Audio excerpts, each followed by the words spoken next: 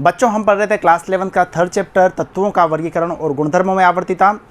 आयनन enthalpy को प्रभावित करने वाले कारक हम पढ़ रहे थे, परमाणुीय आकार के बारे में हम पढ़ चुके हैं। आज की क्लास में बात करेंगे वापस से हमारे फेवरेट टॉपिक जो किया है नाभिकीय प्रभावी नाभिकीय आवेश और परिरक्षण प्रभाव।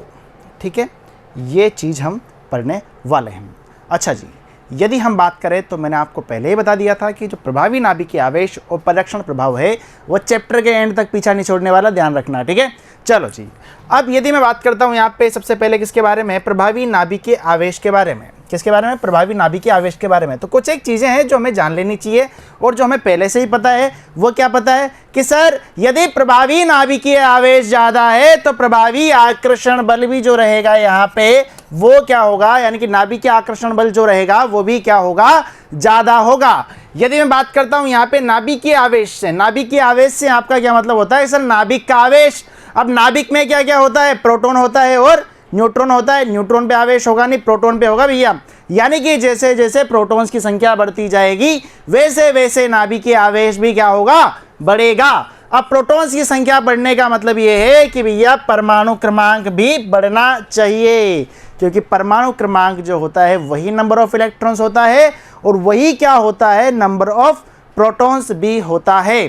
ठीक है, तो कहने का तात्पर्य क्या है कि सर जैसे जैसे प्रोटॉन्स की संख्या बढ़ेगी, ये देखो बढ़ रही है बढ़ रही है बढ़ रही है, ठीक है, वैसे वैसे क्या होने वाला है यहाँ पे, Z इफेक्टिव यानी कि प्रभावी नाभिकीय आवेश का मान भी बढ़ने वाला है।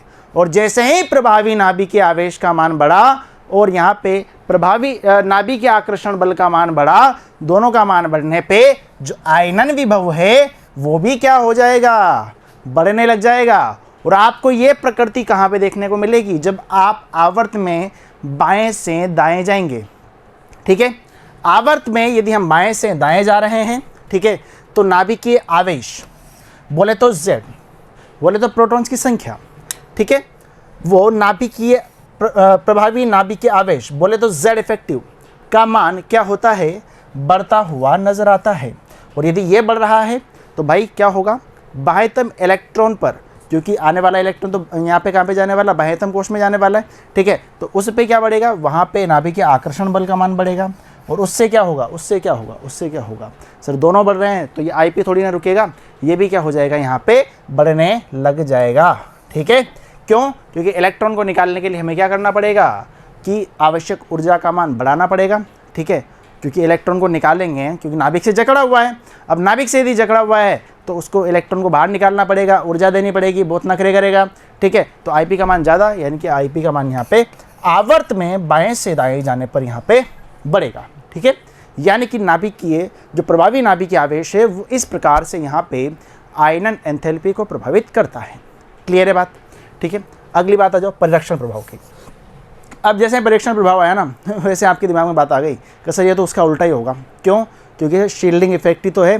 ठीक है, Z इफेक्टिव के रेसिप्रोकली तो होता है, उसकी व्युत्क्रमी तो होता है। तो देख लो भाई, कहानी बिल्कुल सही है। आंतरिक कोशों में उपस्थित इलेक्ट्रॉन द्वारा डाला गया प्रतिकर्षण बल, ये जो यहाँ तक बता रखा है ना, ये मैं चौथी बार बता रहा हूँ भाई। ठीक है, परिरक्षण प्रभाव यहाँ पे मैं चौथी बार बता रहा हूँ, यानी कि मान के चलो कि चौथी बार रिवीजन हो रहा है आपका परिरक्षण प्रभाव का। और मैं बार बार वही चीज़ क्यों लिख रहा हूँ, क्योंकि भाई एक बार नहीं पढ़ोगे, दो बार नहीं पढ़ोगे, तीसरी बार नहीं पढ़ोगे, चौथी बार में तो आपको भी शर्म आ जाएगी कि सर पढ़ा रहे हो तो पढ़ लेते हैं। ठीक है, वैसे आ रहा होगा बढ़िया समझ में, परिरक्षण प्रभाव तो बिल्कुल दिमाग में सेट हो गया होगा आपके। ठीक है, तो देखना भाई क्या बात बोली है यहाँ पे, आंतरिक कोशों में उपस्थित इलेक्ट्रॉन द्वारा डाला गया प्रतिकर्षण बल नाभिक वो संयोजकता कोश के इलेक्ट्रॉन के मध्य आकर्षण बल को कुछ कम करता है। इसमें संयोजकता कोश के इलेक्ट्रॉनों का नाभिकीय आकर्षण बल से परिरक्षण हो जाता है और यही क्या कहलाता है, परिरक्षण प्रभाव हो जाता है। ठीक है, इसी को क्या बोलते हैं अपन, परिरक्षण प्रभाव। क्यों? क्योंकि जो यदि यहाँ पे आंतरिक कोश में इलेक्ट्रॉन आएंगे वो क्या करेंगे, बाहर वाले को प्रतिकर्षित करेंगे। बाहर वाले इलेक्ट्रॉन को प्रतिकर्षित कर रहे हैं, इसका मतलब क्या कर रहे हैं, नाभिकीय आकर्षण बल से बचा रहे हैं। ठीक है, अच्छा ये बात आपने जान ली। अब यदि यहाँ पे ध्यान से सुनना, यदि यहाँ पे ये उससे बचा रहे हैं, ठीक है, तो इसका मतलब सर नाभिकीय आकर्षण बल से बचा लिया, तो सर जो बाह्यतम कोश में इलेक्ट्रॉन था उससे वो क्या हुआ, वहाँ पे मजबूती से बंधा नहीं है नाभिक के साथ में। ध्यान से समझो, यदि परिरक्षण प्रभाव लग गया ठीक है, इलेक्ट्रॉन प्रतिकर्षित हो गया तो नाभिक से तो दूर चला गया ना मेरे भाई, और नाभिक से दूर चला गया तो इसका मतलब मजबूती से पकड़ा नहीं है नाभिक ने। अब मजबूती से नहीं पकड़ा तो ज़्यादा ऊर्जा की आवश्यकता नहीं है, कम ऊर्जा में काम हो जाएगा, आईपी का मान कम हो जाएगा। ठीक है, तो ये लो भाई, आईपी का मान भी कम हो गया, यानी कि आईपी का मान इस जगह पे क्या होगा, कम होगा। क्यों? क्योंकि इलेक्ट्रॉन को निकालना क्या हो जाएगा, आसान हो जाएगा। तो ये बात हम बोल सकते हैं, बचपन से बोलते आ रहे हैं, आयनन विभव समानुपाती होता है प्रभावी नाभिकीय आकर्षण के। ठीक है, और ये व्युत्क्रमानुपाती होता है परिरक्षण प्रभाव के। चलो जी, बढ़ते हैं अगले पॉइंट की ओर। आंतरिक कोशों में इलेक्ट्रॉन की संख्या बढ़ने पर परीक्षण प्रभाव बढ़ता है। ठीक है, बढ़िया बात है, अच्छी बात है, कितनी बार बताओगे। चलो जी, अब यहाँ पे आप देख लो, परिरक्षण प्रभाव बढ़ता है। अब यदि परिरक्षण प्रभाव बढ़ रहा है तो प्रभावी नाभिकीय आकर्षण बल तो इसके यहाँ पे क्या रेसिप्रोकल है ना, तो ये तो क्या होगा, ये तो कम ही होगा। ठीक है, इतनी बात क्लियर है। अच्छा जी, अब इसका मतलब ये कम है तो सर ये थोड़ी यहाँ पे ज़्यादा होगा, ये भी कम हो जाएगा, यानी कि आयरन एंथैल्पी का मान भी क्या हो जाएगा, कम हो जाएगा, घट जाएगा। चलो जी, अब बात करते हैं यहाँ पे वर्ग में। ठीक है, वर्ग में थोड़ा मज़ा आने वाला है यार, है ना, थोड़ा सा इंटरेस्टिंग है। वर्ग में जैसे ही हम कहाँ पे जा रहे हैं भाई, वर्ग में ऊपर से नीचे भी हम जा रहे हैं। ठीक है, ऊपर यानी ऊपर से नीचे कूदने वाले हैं। ठीक है, तो वहाँ पे क्या होगा, इलेक्ट्रॉनों की आंतरिक कोशों की संख्या में क्या हो रही है, वृद्धि हो रही है। अब लगाओ दिमाग, क्या होने वाला है। आप बोलेंगे सर 2 ई गोले बनाए थे, ठीक है, अंदर नाभिक को डाला था, याद करो याद करो याद करो। ठीक है, नाभिक में कौन बैठा है, नाभिक में प्रोटॉन बैठा है। ठीक है, आंतरिक कोश में क्या हो गया, यहाँ पे वृद्धि हो गई। ठीक है, इलेक्ट्रॉन्स आकर के वहाँ पे बैठ गए, यानी कि इलेक्ट्रॉन्स बैठ गए भैया, परिरक्षण प्रभाव का मान वहाँ पे क्या हो गया, बढ़ गया, यानी कि वो प्रतिकर्षित कर रहा है। अब परिरक्षण प्रभाव का मान यदि बढ़ गया तो वहाँ पे क्या होगा, आयनन विभव जो होने वाला है वो क्या हो जाएगा, कम हो जाएगा, घट जाएगा। ठीक है, तो वर्ग की यदि हम बात करते हैं तो वर्ग में क्या होगा, जैसे ही हम यहाँ से यहाँ पे जा रहे हैं तो वहाँ पे जो आईपी का मान है वो क्या हो रहा है, कम हो रहा है। और आवर्त में यदि जाते हैं तो आईपी का मान क्या होता है, तो आप बोलेंगे सर आईपी का मान वहाँ पे क्या होता है, बढ़ता है। ठीक है, तो देख लो, आवर्त में बाएं से दाएं चलने पर आईपी का मान बढ़ रहा है। और यहाँ पे तो कहानी का सार ये हो गया ना, ठीक है, कहानी का सार ये हो गया ना कि सर बार बार बताते आ रहे हो, ठीक है, बात सेम ही है। अब मैं कान को कभी इधर से पकड़ रहा हूँ, कभी इधर से पकड़ रहा हूँ। ठीक है, कोई दिक्कत वाली बात नहीं है कि यहाँ पे, यानी कि गलत पकड़ लिया, ये लो ऐसे करके और ये ऐसे करके। ठीक है, तो देखो यहाँ पे देखना, आवर्त है और ये क्या था, ये वर्ग था। आईपी का मान क्या हो रहा था, बढ़ रहा था, आईपी का मान क्या हो रहा है, कम हो रहा है। हर बार यही बात हमारे सामने निकल करके आ रही है। क्यों? क्योंकि हमारे कॉन्सेप्ट जो है यहाँ पे स्ट्रॉन्ग है। ठीक है, हम रट्टा यहाँ पे नहीं मार रहे हैं। ठीक है जी, तो बात को फिर से समझे क्या? चलो जी, आ जाओ फटाफट से।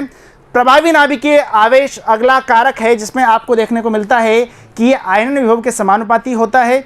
यदि मैं बात करता हूं यहाँ पे, तो बाएंतम कोश में इलेक्ट्रॉन जाकर के बैठ रहा है। इसका मतलब यहाँ पे क्या हो रहा है, जैसे ही मैं आवर्त में बढ़ रहा हूँ वैसे वैसे यहाँ पे प्रोटॉन्स की संख्या बढ़ रही है, यानी कि नाभिकीय आवेश बढ़ रहा है। अब नाभिकीय आवेश बढ़ रहा है तो नाभिक का आकर्षण भी बढ़ रहा है। ठीक है, नाभिक का आकर्षण बल भी बढ़ रहा है, यानी कि वो इलेक्ट्रॉन्स को खींचेगा, इलेक्ट्रॉन को खींचेगा यानी कि मजबूती के साथ जुड़ जाएंगे। अब मजबूती के साथ यदि जुड़ गए नाभिक के साथ में, तो भैया बाहर निकालने में तो यहाँ पे मेहनत करनी पड़ेगी, नखरे करेंगे इलेक्ट्रॉन। तो उस समय क्या करेंगे, हम अधिक ऊर्जा लगाएंगे, यानी कि आईपी का मान ज़्यादा होगा। ठीक है, ऊर्जा ये तो है ना, आईपी यानी कि आई बोल लो, आयनाइजेशन एनर्जी यानी कि आयनन ऊर्जा। ठीक है, तो वहाँ पे क्या होगा, जो आईपी का मान है वो क्या होने लग जाएगा, बढ़ने लग जाएगा। इसके विपरीत कंडीशन कहाँ पे आती है, वर्ग में यदि हम देखते हैं। ठीक है, तो देखना, परीक्षण प्रभाव फिर से पढ़ लो। ठीक है, 5वीं बार, आंतरिक कोशों में उपस्थित इलेक्ट्रॉन द्वारा डाला गया प्रतिकर्षण बल नाभिक व संयोजकता कोश के इलेक्ट्रॉन के मध्य आकर्षण बल को कुछ कम करता है। बिल्कुल बात है, यानी कि कहने का सार ये है, आंतरिक जो कोश के इलेक्ट्रॉन है वो बाह्यतम कोश के इलेक्ट्रॉन को प्रतिकर्षित कर रहे हैं नाभिक में आने के लिए। ठीक है, यानी नाभिक से बचाने के लिए, है कि नहीं। तो यहाँ पे क्या होगा, वो दूर जाएंगे। जैसे ही वो यहाँ पे दूर गए वैसे ही क्या हुआ, यहाँ पे ऊर्जा का मान कम हो गया। क्यों? क्योंकि जकड़ा हुआ नहीं है अब नाभिक ने, तो उसको निकालने के लिए ऊर्जा कम देनी पड़ेगी। आईपी का मान सीधा सीधा कम यहाँ पे हो गया। ठीक है, तो यही कहानी तो मैं आपको बता रहा था यहाँ पे बहुत देर से कि आईपी का मान क्या हो जाएगा, यहाँ पे कम हो जाएगा वर्ग में। ठीक है, पक्की बात है। बढ़े आगे, तो यहाँ पे अब बढ़ना आगे ये है कि आप इस वीडियो को फिर से देखेंगे, नोट्स बनाएंगे प्रॉपर, फिर अगली क्लास में बात करेंगे यहाँ पे अगले कारक के बारे में, जो कि क्या है, वेदन क्षमता और इलेक्ट्रॉनिक विन्यास।